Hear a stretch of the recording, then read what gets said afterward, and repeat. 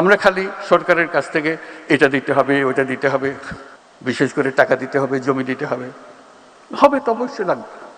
কিন্তু যেই সরকার এটা দিতে শুরু করে, ভুল লোকগুলোর সামনে এসে দাঁড়ায়, ওরা সেটা তারা নিয়ে যায়, আসল লোক আর পায় না। তা আমার সুনির্বন্ধ অনুরোধ, সরকার থেকে কিছু চাই না, আসল লোক পাবে না কোনোদিন। ভুয়া লোকের কাছে যাবে, ভুয়া লোক আরো চাইবে, আপনার নাম দিয়ে আরো চাইবে, এবং সে আরো পাবে, যেহেতু তার শক্তি বেড়েছে এখন। সরকারকে বারে বারে মিনতি করে বলবেন, আমাকে কিছু দিয়েন না,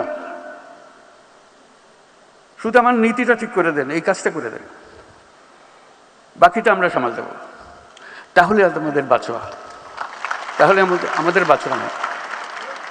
যেই সরকারের কাছ থেকে কিছু চাইতে আসে, তাকে সন্দেহের চোখে দেখবেন,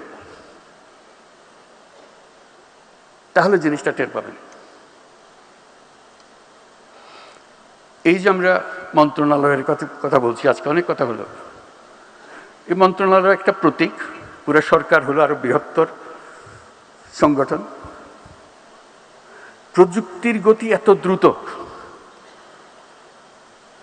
প্রতিটি প্রতিষ্ঠান, প্রতিটি নীতি প্রণয়নকারী দ্রুত গতিতে ইরিলেভেন্ট হয়ে যাচ্ছে।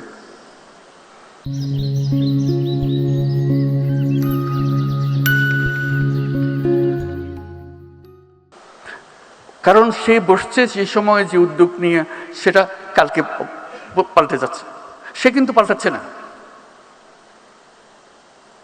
কাছেই ওই পথে নিয়ে যেতে হলে ওই যারা চোখে দেখছে পরিবর্তনগুলো, তাদেরকে ঠেলে ঠেলে এদেরকে নিয়ে যেতে হবে। একই কাজে আমি নিজের মতো করে বলি, এটা কেউ হয়তো সিরিয়াসলি নেয় না।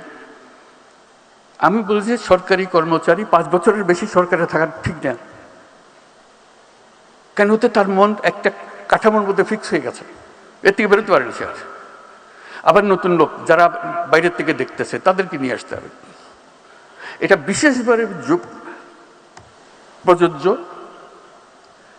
এই প্রযুক্তি মন্ত্রণালয়ের। প্রযুক্তি মন্ত্রণালয়ে যদি এমন লোক আসে যে প্রযুক্তি সম্বন্ধে বোঝাপড়া হয়েছিল 30 বছর আগে, 30 বছরের ছাড়া দুনিয়া পাল্টে যায়, তাকে ওই যেটা দিয়েছে সেটাই তার দোষ না, সেটা অনুভব করার সুযোগ পায় নাই। কাজে যে অনুভব করছে সে যেন আসতে পারে। প্রতিনিয়ত পরিবর্তন, প্রতিনিয়ত পরিবর্তন।